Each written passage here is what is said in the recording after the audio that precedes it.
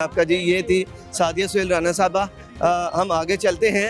Crowd इधर इजाफा हो रहा है क्राउड का, और इस वक्त कंटेनर पे भी जो मिनी कंटेनर है उसके ऊपर टक्सा है, उसके ऊपर जो लीडरशिप है उसकी आमद हो रही है।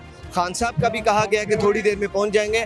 इस जानिब अगर दिखा सके मेरे राइट हैंड पे तो ख़वातीन की तादाद है जो कि सीमी बुखारी साहबा, सादिया सुहेल राना और इसके अलावा जो पीटीआई वुमेन विंग के जो नाम हैं वो यहाँ पर मौजूद हैं। दूसरी जानिब मर्द हजरात भी हैं।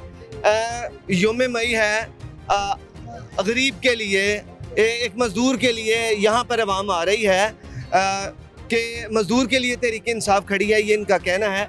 यहाँ पर आए और लोगों से भी बात करेंगे कि क्या मेरे मुल्क का जो मज़दूर है उसे क्या ये यकीनी उसको अश्योरेंस दी जाएगी आज के दिन, और क्या उसे वो हकूक़ हासिल हो सकेंगे।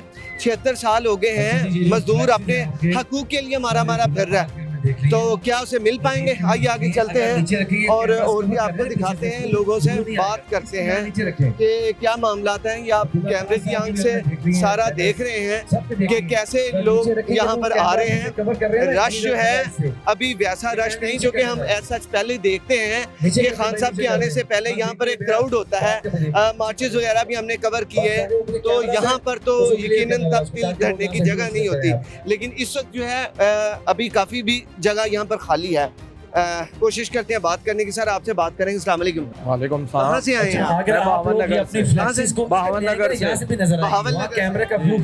आज ये रैली के लिए आए हैं? जी, रैली के लिए। क्या लगता है आज की ये जो रैली है मजदूर के लिए कितनी फायदेमंद साबित होगी?